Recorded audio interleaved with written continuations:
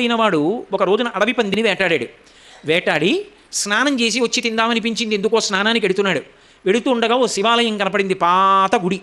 అందులోకి వెళ్ళి చూశాడు శివలింగాన్ని. అది భక్తి అంటే. ఆయనకి కేవలం అదొక మూర్తి అనుకోలేదు. శివాయ నాళ్ళయిందయ్యా అన్నం తిని, ఎవరయ్యా నీకు అన్నం పెడతారు, ఆకలి ఇట్లా తెస్తానుండి అన్నాడు. పరుగు పరుగున వెళ్ళాడు. కాల్చి ఉన్నటువంటి అడవి పంది శరీరంలోని ఏ భాగంలోని మాంసపు ముక్క రుచిగా ఉంటుందో చూద్దామని కత్తితో కోసి ఒక్కొక్క ముక్క నవిలి చూశాడు. ఈ ముక్క బాగుంది, ఇది పట్టుకెడతానని దాని చేత్తో పట్టుకున్నాడు. ఆ మాంసపు ముక్క పట్టుకుని బయట తేరుతుంటే గుర్తొచ్చింది, ఆయన అభిషేకం చేస్తే కానీ పుచ్చుకోడు. అభిషేకానికి ముందు నిర్మాల్యం తీయాలి. ఎలా? అందుకని నీళ్ళు ఎలా పట్టుకెడతాడో, చేతిలో ధనస్సుందో, చేతిలో మాంసపు ముక్కు ఉంది.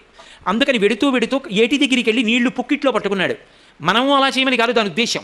ఆయనకు అంతే తెలుసు, అలా వెళ్ళాడు, అంతే అనుగ్రహించాడు మహానుభావుడు. తిన్నగా దేవాలయంలోకి వెళ్ళాడు. నిర్మాల్యం తివ్వాలి. శివాలయంలో నిర్మాల్యం తీసేటప్పుడు చేత్తో తీరు, మెత్తటి కూర్చె ఉంటుంది, ఆ కూర్చెతో